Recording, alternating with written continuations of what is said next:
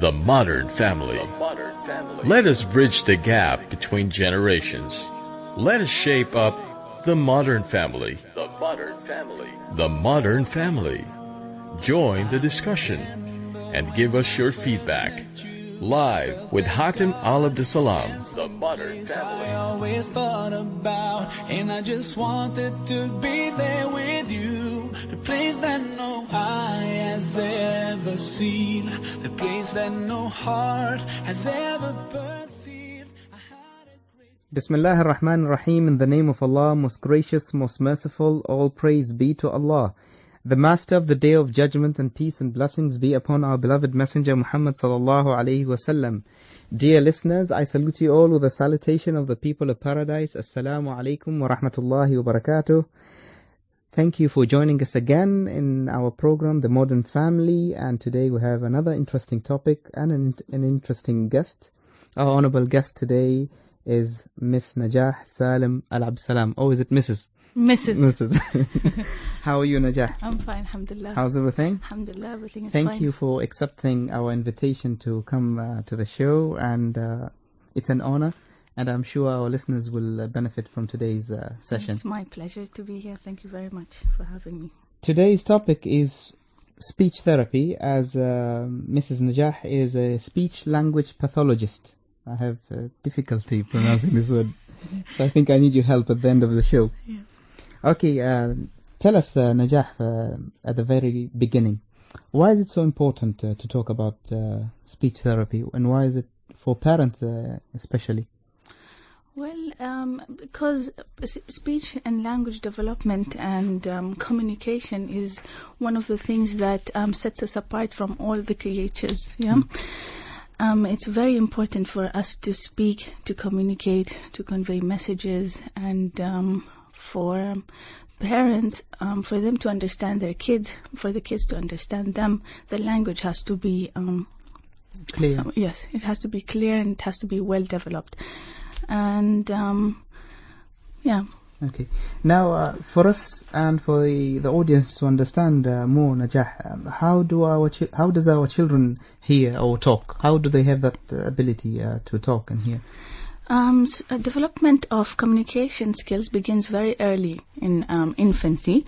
Before the emergence of the first word, any speech or language problem is likely to have a significant effect on the child's social and academic skills and behaviors. So it is very important before the child speaks the first word, when the child is before the age of 1, they communicate with you through smiling, through laughing, through cooing and gooing.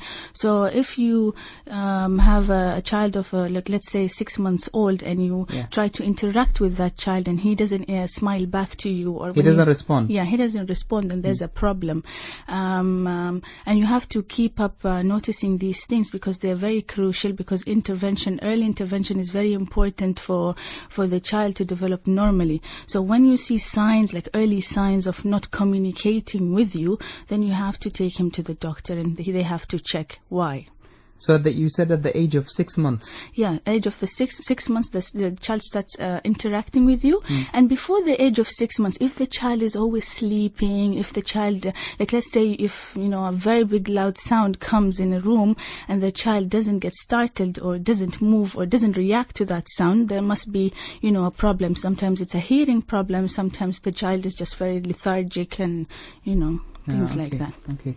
So are there a few types of speech and language disorders in children, or there is only one? No, there's so many types of speech and language and general communication disorders. We have like speech disorders like child apraxia, dysarthria. Okay, dysarthria and apraxia, it involves the muscles. Some kids, like in apraxia, it's a complicated word, but it's very easy in meaning. Okay. There's no muscle weakness in the child, but the brain of the child fails to give out good signals to the mouth, the tongue, because when we talk, when we speak, we have our tongue muscles movement, lips, cheek, breathing, thinking about the word that you want to bring out, all this. So they all coordinate and work together Yes. to bring out the word. Yes. So if the brain fails to bring out the word the way you want to bring it, the child will be, the child will know that this is an apple, but will have difficulties saying that this is an apple because of the coordination of the muscles, of the tongue, of the brain all together. And as a parent, how would I find out that there is a problem in this sense? When the child starts speaking very fluently, like let's say at the age of 2.5, they know how to say, Baba, I want this, or I want to go city center. They'll have delayed language, and at the same time they'll have difficulties with speech itself. So they'll miss out sounds. They'll have difficulties imitating a word. So if I say, okay, say fantastic, they won't be able to say fantastic. Or let's say a word that is a bit simpler than that. Macaroni, and they'll have difficulty saying macaroni. If you ask the child to protrude his tongue out, do take it to the right side and the left side very fast, they will not be able to coordinate that because the tongue doesn't move the way he wants the tongue to move. Okay, so here in this particular case that you mentioned, the problem is with the nerves in the brain, that the signals are not sent to the muscles to produce the words, to produce the movement that makes the words. Yes. Okay. There's so many other different language disorders. There's articulation, phonology, stuttering, very common stuttering. Let us go through them, Najah, at least so that our listeners can have a basic understanding of these types. Okay, so we have articulation and phonology, and this is one of the most obvious speech disorders, like when the child replaces R for W, like instead of saying rabbit, they're going to say wabbit. This is very common. Yes, very common. And the S with the T? Yes, the S with the T. This is called articulation. So the problem is just in substituting the sounds. But then when it's phonology, you have processes happening, like, let's say, deleting the end of every word. So if we say, let's say sandwich, let's say sandwich. So they will not say the cha. And then it repeats in every word, like certain words, they'll have a pattern. So if there's a pattern in there, the way of deleting the sound, that's called phonology, and it involves the brain. But if it's just pure articulation, then that just involves replacing the sound from another sound. The misconception that most of the time that we have as parents, Najah, is that we think that it's just baby talk, and it's normal. And then it carries on for and continues until they grow up to the next year and the following. So how do we differentiate between what is known as baby talk and what is seems to be a syndrome of something? Yeah. Usually there's some types of articulation difficulties or phonological processes that are normal for the child's age, and then we have to do the assessment to check exactly if this is age appropriate or not age appropriate. There's some processes that have to disappear by the age of let's say 3 years and 11 months. So if the child is 3 years and 11 months and I do the test and the process is still there, then there's a problem. But the child at the age of 5 years old should have 100% intelligent speech. So the intelligibility of his speech should be understood. There should be no articulation or phonological disorders. For my understanding, Najah, I wanted to know, does the parent play a role in this? Sometimes we tend to speak to our children this way, feeling that maybe our children don't understand when we speak the proper speech, the adult speech. Yes. So we tend to speak to them the same way we imitate them. Yes. Can this contribute to the problem? Yeah, it doesn't contribute to articulation or phonology, but it contributes to the development of the child's language in general. So the child starts speaking like you, because you have to model a good language to him. But baby talk language should never be modeled to a child, because it makes the child think that this is the way we say the word. At the beginning, early beginning, like 1 year old, sometimes you say nanna or boo for milk or something like that. It's okay. But then when do you stop? You have to stop by the age of 2. You have to stop. 1.5. You have to just, the more you talk to the child in an adult form, the better the language would be. Okay. Now, you mentioned one of the cases here is stuttering. Yes. And tell us more about that, because this is very common, Yes. especially in boys. Yes. And maybe you can tell us why is it more in boys? The studies have shown that the ratio is 4:1. So Okay. 4 boys compared to 1 girl. Yeah. And it's very well, it's well known that girls speak faster than boys. Yeah. And girls' language is But more... it doesn't mean they're smarter than boys. Huh? No. But stuttering is very, very common. And Actually, I've never met a woman who stutters at all. yes, very rarely. But for boys, it's very, very common. Yeah. And especially when they get frustrated and angry, then nothing comes out of them. Yes, because it's It very becomes very emotional. difficult. What is this process of stuttering? What causes it Okay. in the first place?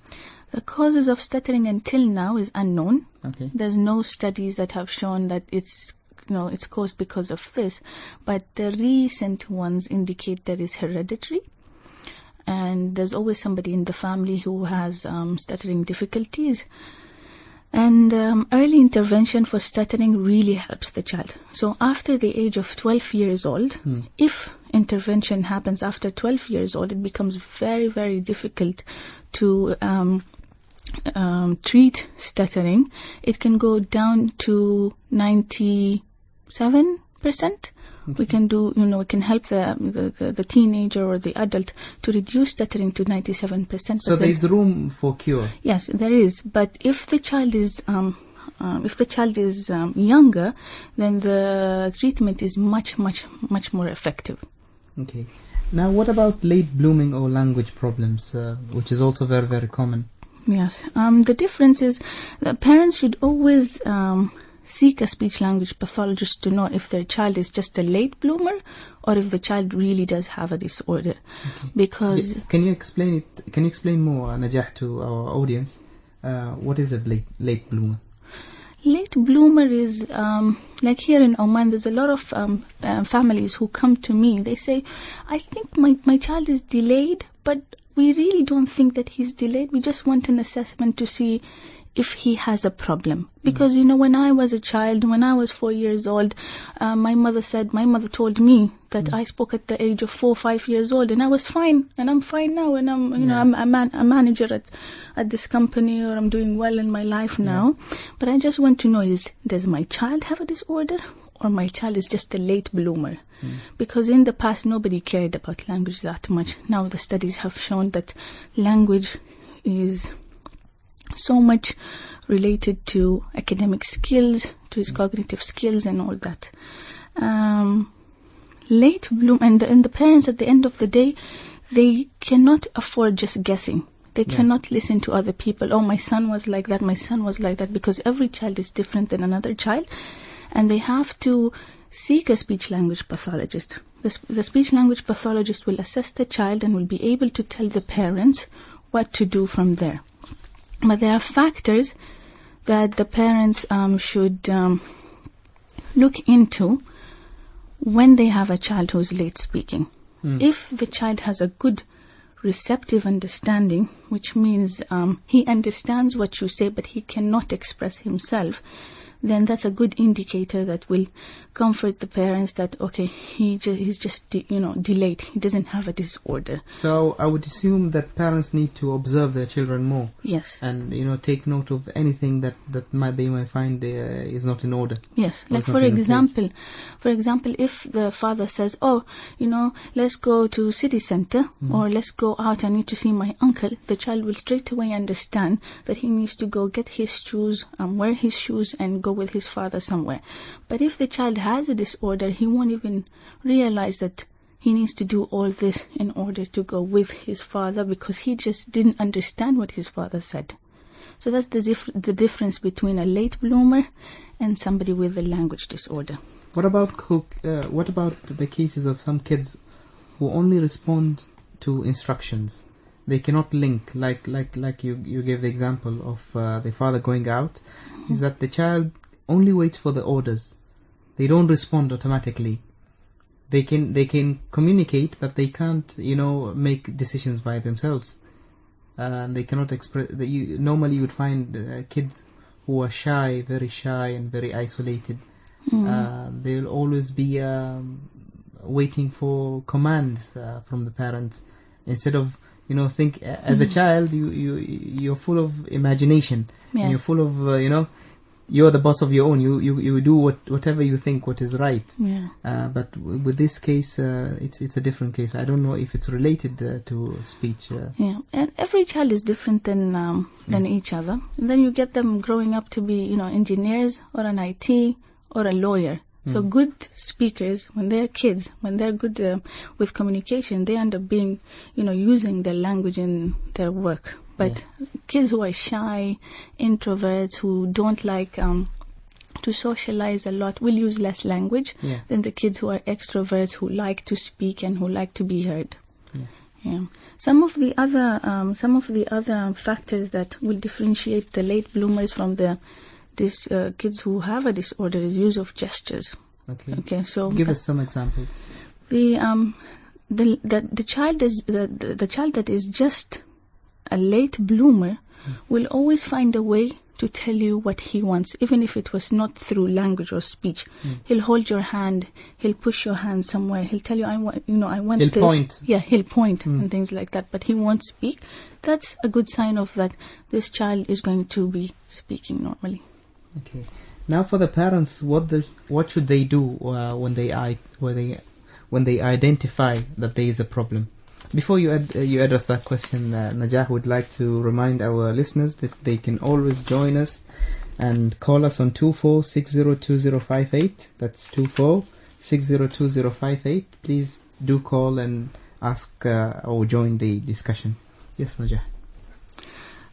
What should they do is they have to seek a speech language therapist, because they should not rely on others' predictions. Because when the parent is worried, straight away they ask the family members, or they ask the mother, or they ask the father who has more experience with raising kids. And to make the parents relaxed about this issue, they should just seek a professional. And in Oman, we don't have a lot of speech language pathologists, because speech language pathology is a relatively very new profession, in not only in Oman, but in the whole Arab world and in the whole world in general. And it's very difficult to find a speech therapist who have time, because usually in the government hospitals it's fully packed, and then in the private sector it's packed as well. Now, for a parents to understand, what would the speech therapist do to the child? What is the process to be done for the child? Okay. Unfortunately, in the Arabic language, we have lack of research. We have lack of standardized assessments. In America, they already have standardized assessments that have been done, and when the child comes, there's already a procedure. So there's already a test that when you score that test, it will give you a result, and it will tell you exactly what is the problem of the child. But in the Arabic language, we lack these standardized assessments, so it all depends on the therapist. It all depends on how aware is the therapist with language, because of the differences in English and Arabic. And we cannot use the same assessments in English and Arabic, but we adapt it. Like in the clinic, in our clinic, we use the same American tests, or like the American tests that are available in the clinic. We use it to assess the Arabic speakers, but we modify it to suit the language. Yes. Okay. Now that you mentioned the issue of languages, we come to a very big confusion when it comes to home, because you'll find parents speaking different languages, or trying to teach their children different languages, and sometimes mixing two languages at the same time. How can we overcome this problem, and how can we best teach our children a second language? We have this problem in Oman a lot because a lot of people in Oman speak more than one language. Yeah. We have Swahili, we have Baluchi, we have Lawati, we have Arabi, we have English, and we have different accents in Oman and different dialects. The most important thing when you teach a child different languages, the child has to have a strong first language, and then you introduce the second language. The problem what happens is sometimes parents will mix both English and Arabic, and then it will make the child's language very, very weak in terms of his grammar. Both languages. Yes, if you say like, let's go bring that kura. Yeah, so his structure, because the Arabic language is completely different than the English language in terms of how the verbs go together and all that. So one language has to be spoken. For example, if we want to teach the child more than one language, it can be like I speak to him only in Arabic. My husband speaks to him only in English, and then let's say he goes to school and he learns another language in school. Or at home we only speak in Arabic, and then we make it strong at home because the child is at home with me for 2 years, 3 years, 4 years, just listening to one language, being very advanced in that language. Then when he goes to school, he absorbs the second language. So you focus on the main language that you want your child to have as a mother tongue, for example. Yes. And then you start with the other languages. Yes. So you don't start like 2 languages at the same time. Yes. The child can be exposed to 2-3 languages, but it shouldn't be like I speak the 3 languages at once. Like in the same sentence, I'm talking 3 languages. That confuses the child. It has to be one language throughout, and then somebody else speaks the other language. There are some parents who dedicate specific time for a language in their homes. For example, they would speak Arabic throughout the day, but they would dedicate every day from 5 to 6, they all speak English only. So that way the child knows that this time is dedicated for this language, and they can grasp both languages and be strong in the particular language as well. Interesting. And cases where a child would lose interest of the language because of friends. Let us put it another way: the influence of friends at school in the language of the child. Do they have an influence on your child? Yes, they do. We do have a big influence. I remember when I was a child, I went to a private school. And most of the kids would speak English, and I'll switch to English. But then I lived in a small village. It's not considered a village, but very collective community. Yes, community. We all spoke in Arabic, but we spoke with a slang. I preferred to speak my slang with my friends because I didn't want to look different than the others. So So it does affect. It affected me. It does affect. Okay, if you have a child who has a problem in language, when is it too late to interfere and to rectify the problem, or is it always an option that you can always go and seek help to rectify this problem? Well, you can always go and seek help, but early intervention is very crucial. And I remember when I used to study in the States, they would start from the child is 6 months old. For example, when we spoke earlier about the pink card. Yes. When the father and the mother takes the child to the local health center for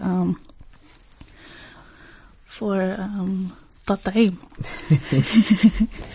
for the immunity, vaccination, exactly, for vaccination. And in the pink card, the ministry have structured certain questions for each and every age for the doctor to check and see, and the parents to check and see. That pink card is very, very important. And most of us, we don't read it. Yes, we don't read it, but it's very important. So if the child is not smiling, a tick should not be there. There should be an X there, that the child is not smiling, the child is not interacting.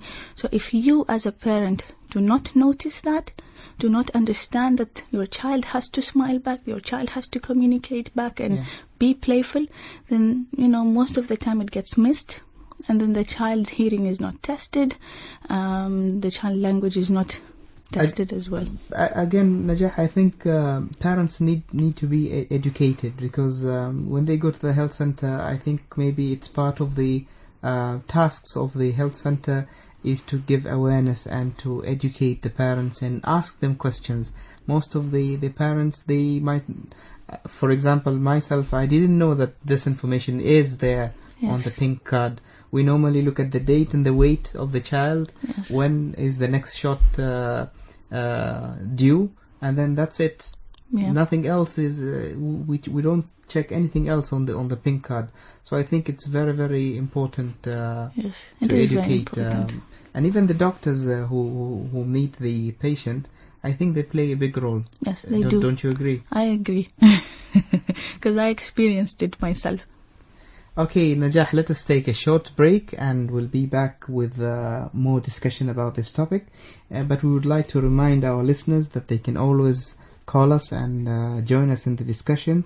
Our number is 24602058. That's 24602058. The Modern Family. The Modern Family. Family. The Modern Family. We're back, Najah. That was a long break. Okay, we stopped at the point of early intervention. How is it important to interfere? Yes. Early intervention is very, very, very important, and most people miss this point.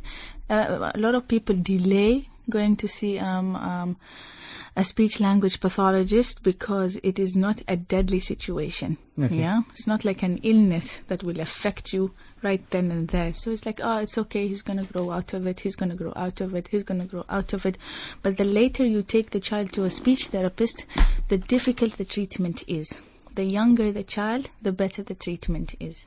Okay. Najah, what would be the most common cases in Oman when it comes to speech therapy? Yes. In the clinic, I see different types of nationalities.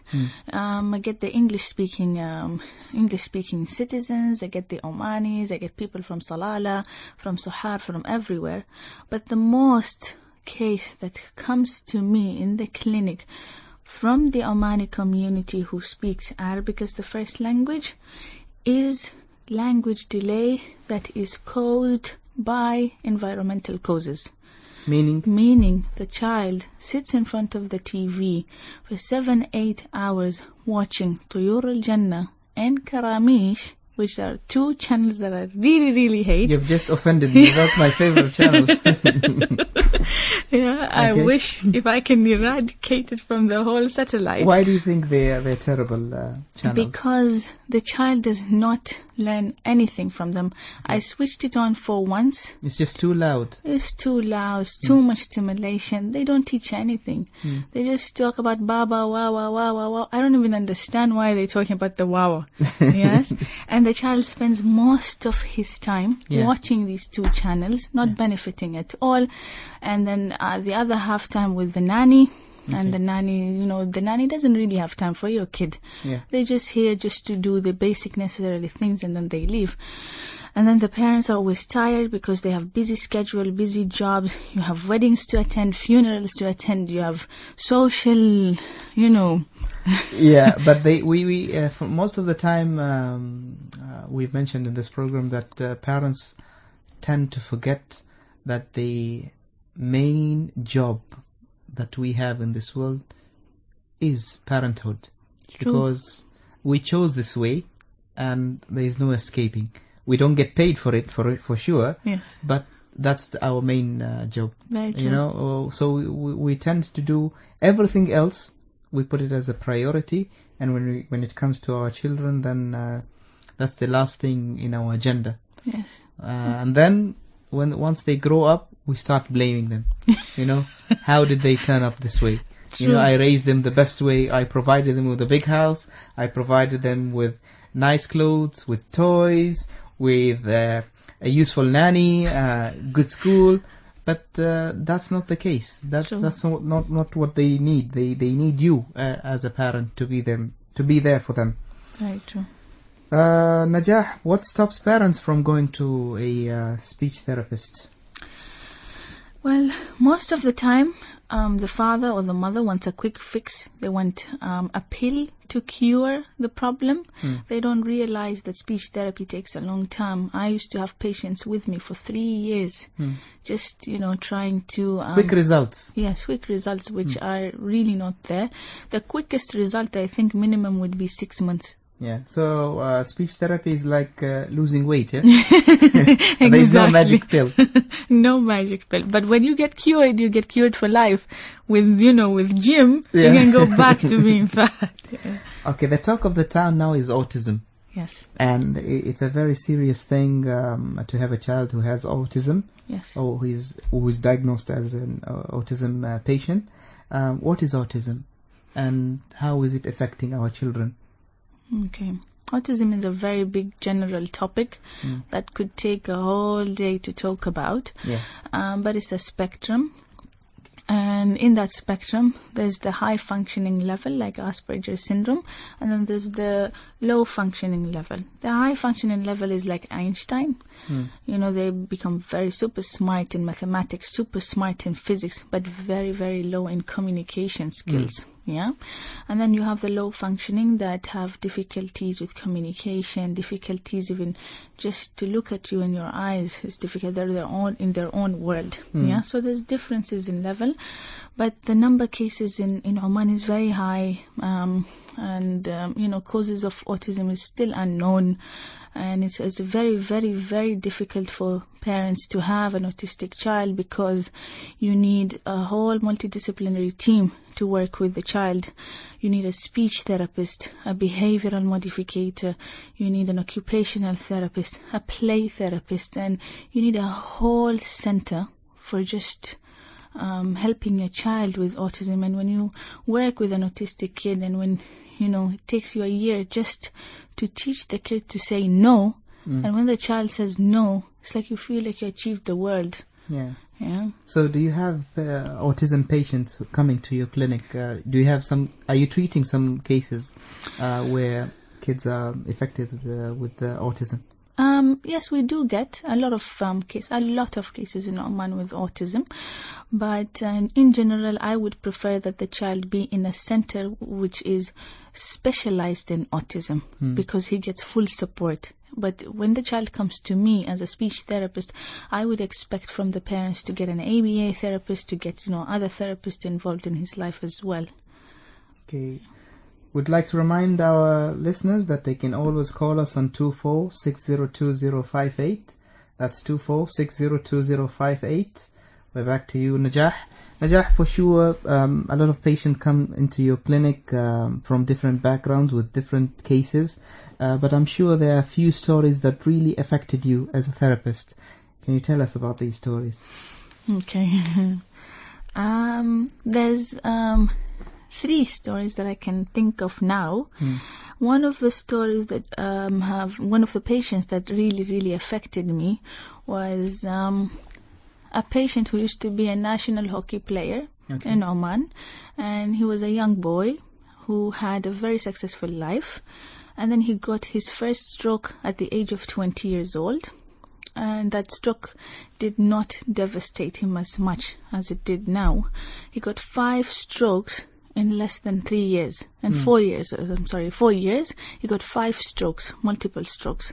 So the first stroke he recovered 100%. Then he started not recovering as much as he could be. It affected him physically. It affected his speech. It affected everything. By the 5th stroke, he became totally depressed. Totally depressed. He used to stay at home. He would refuse to go out. He lost all his friends. He was very devastated. He was in college. He dropped out of college. And I remember one of the stories that used to really make him angry is because he had dysarthria. Dysarthria means weakness in the tongue, so his tongue was very heavy. And he could not speak out the clearly. words clearly. And he sounded like a drunk man. Yeah. So when he used to go to college, sometimes security would stop him and would, suspect him. Are you drunk? And they would, inspect him and things like that. And he would get which really... is very frustrating. Yes, very frustrating for him. He used to get sensitive about it until he dropped out of school. Yeah. And then he used to come to the clinic, and most of the time I felt like he needed more support, moral support and emotional support than speech therapy as speech therapy. Yeah. Because if you're depressed, if you're feeling low, your speech will automatically deteriorate, yeah? So what we did is, instead of focusing on speech therapy, we started focusing on him writing about himself. So just started guiding him on how to write. He finished his book, just waiting for somebody to sponsor that book. He wrote a book of 300 pages MashaAllah. about his experience, about what he went through, and you know, the things that really changed his life after the 5th stroke. So all he wants now is somebody to help him To sponsor the book. to sponsor the book. And the book is very nice. It's called 360. Is he better now? Is he better as a person? Yes. Is he recovering from that? Yes, he is currently writing the second book, even though that the first book did not get published yet. He's MashaAllah. writing his second book. So MashaAllah. hopefully, inshallah, he'll get a sponsor. That's the very interesting and touchy story. What about the second story you The promised second- to tell us? The second story is someone who had very high-pitched voice. Mhm. Yes, and I like to talk about this story because it made me proud. Okay. Really made me proud, and he had a very high-pitched voice. He sounded like he had a woman's voice. A woman's voice. Mm. Yeah, so a woman's voice, and he used to be bullied all the time, and he didn't like his voice. He started smoking just to bring out the masculine voice out of him, but it never happened. Yeah. We'll continue the story. I think we have a caller. Okay. Assalamu alaikum. Yeah, walaikum salam. How are you? Fine, thank you, sir. Yes, tell us. Who's yeah, this? my name is Tariq. Tariq. Yeah. Yes, Tariq, tell us. I am from India. I have a question for the doctor. Mm.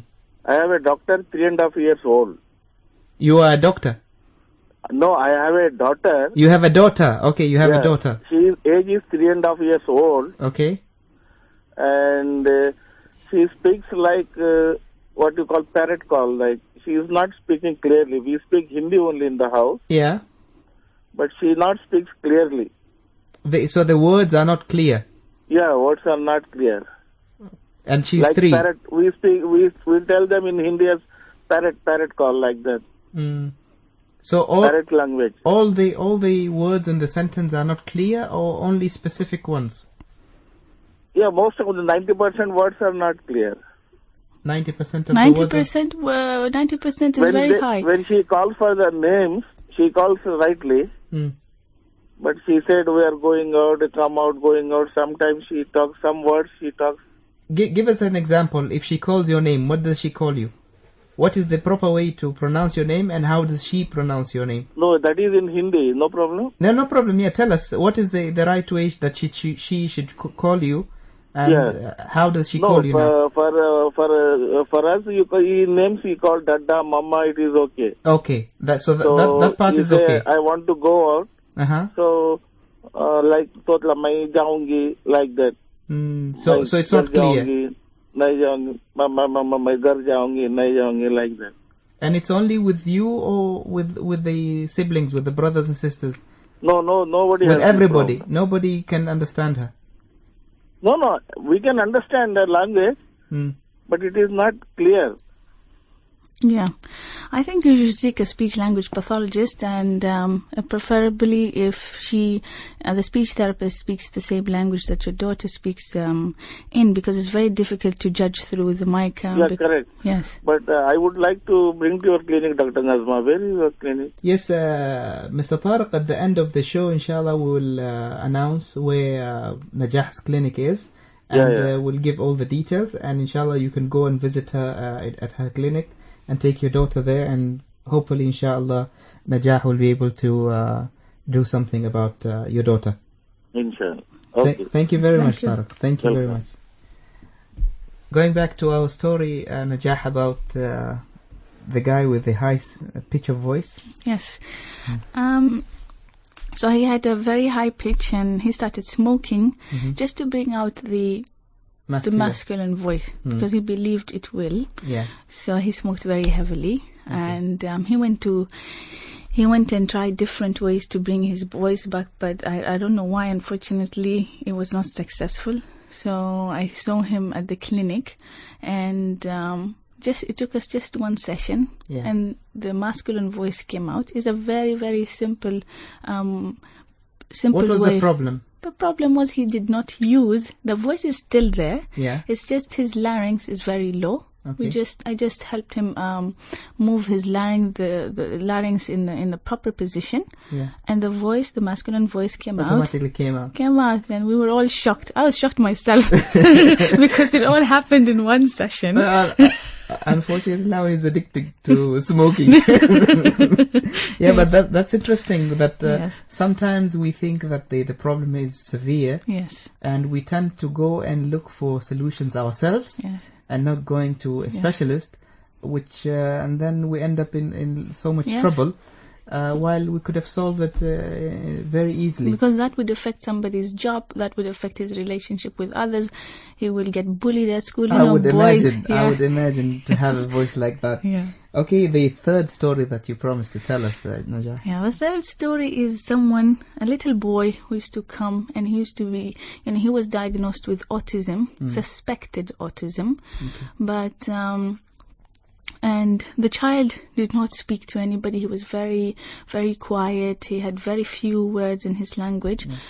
And after 6 months of not interacting with me, he started, he was very aggressive. He used to run around. He used to beat me in the session. He used to have a lot of aggressive behaviors. Yeah. But then after 6 months, suddenly, he started knowing that he needs to do this. He would sit on the chair for 45 minutes, not moving, without reinforcers. Yeah. He started saying few words, and just the fact that he started saying few words really made me happy, because 6 months... you didn't hear a word from him. Yes. And 6 months, after 6 months, I started hearing, he speaks in Arabic, so banana, moz, tufaha, and all these things. It really, as a speech therapist, it really makes my day, even though if the progress is very slow, but it gives me an indication that there's a good sign coming up. What keeps you running, Najah, as your field of expertise is different from other medical expertise, is that you need to wait so long for results, and that takes patience. As a person, Najah, what keeps you running? And I forgot to ask you, what made you get into this field in the first place? Oh, that's a long story. That's a very long story. Make it short. Make it short, okay. And I graduated from high school. Okay. I got a good grade. I got a scholarship to go to the States to study architecture. Okay. So I went to study architecture. It wasn't me, and I didn't like architecture. Okay. So one of the projects I got 0 out of 100. MashaAllah. Yes, not 0 out of 10. You didn't even write your name correctly. Yeah, I deserved 1 for trying, because I was an A student, and I used to always be, very good with studies. So 0 out of 100 shocked me, because I'm not used to a grade like this, and it really affected me. So I went back home. So you needed a therapist at that time. Yes, I needed one big time. So, and then we had a big book of all the majors that are in the college. Okay. So I asked if I can change the major to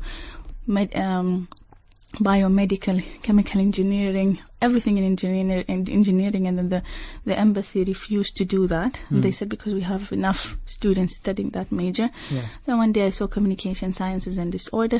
I really liked it. I went to the classes, checked out the classes, really liked them, asked the ministry, and the ministry said go ahead. And I studied that, and I loved it. Came back, straight away did my master's in Jordan for the Arabic language part of it. And then came back, worked in the Royal Hospital for 5 years, then resigned and opened my own clinic. So now at the moment you're just running your own clinic? Yes. How is it working out? It's excellent, because I get to do what I want to do. I get to see who I want to see and do everything my way. Now parents would like to know what should they do, or where should they go in Oman to seek help are there more centers like yours in Oman that they can seek help? Yes, we have iCommunicate, which is our clinic, and then we have the Early Intervention Center in Adeba. There is the hospitals, the major hospitals like Armed Forces Hospital, the Royal Hospital, and Nahda Hospital, and Khawla Hospital. Okay. Before we wrap up today's show, we'd like to remind our listeners that they can always call and ask our honorable guest Najah anything. They can call us on 24602058. That's 24602058. Najah owns this center which is called iCommunicate Clinic. It's at Al-Qurum at Al-Asfur Plaza, and you can contact Najah on 94057022. Again, 94057022. And the center is at Al-Qurum, Al-Asfur Plaza. And you can also check out the website of the center. It's called iCommunicate-slp.com. That's iCommunicate-slp.com. Any last words, Najah? Well, thank you very much for having me here. It's always a pleasure to talk about speech therapy, and all the best to all the parents in Oman, raising the best kids ever. And any last words regarding Tuyur Jannah? You changed your mind? No, I didn't. I have to take it out of your satellite. I don't want to release you just like that easily. I want you to give us last advice. What would be the ideal place or the way to raise our children, especially when it comes to TV and communication? I think the best way is to have at least half an hour a day that you spend reading to your child, talking to your child, having a good quality time. Thank you very much. You were with us today, Najah bin Salim bin Zahran Al Abd Salam. Thank you so much for accepting our invitation. Do we have a call? Yes, we have a last call. That's your luck, Najah. Assalamu alaikum. Hello. Assalamu alaikum. Alaikum salam. How are you? Alhamdulillah. How are you? Fine. How are you? Okay, it's a very good session with Dr. Najat. Just I want again his contact number, because my daughter, she's in Pels. She's doing speech physiotherapy under sponsorship of government. Mashallah. She's here in vacation. Mashallah. She wants to visit her clinic. Okay, you can contact Najah on 94057022. That's 9405. Hello? Yes? Can you repeat number again? 9405 70 22. Hello, 70? 22. Huh? 22. 22. Nen. Yes. Okay, thank you. Okay, thank you very much. Thank you. Okay, bye. Thank you, Najah, again, and hope to see you, inshallah, in the future in more sessions. Inshallah. Take care and be safe. Inshallah. Thank you very much. Dear listeners, I'm your host Hatem Al Absalam, signing off for today. See you next week, inshallah, for another interesting episode. Assalamu alaikum wa rahmatullahi wa barakatuh. Knowing that this is all we want.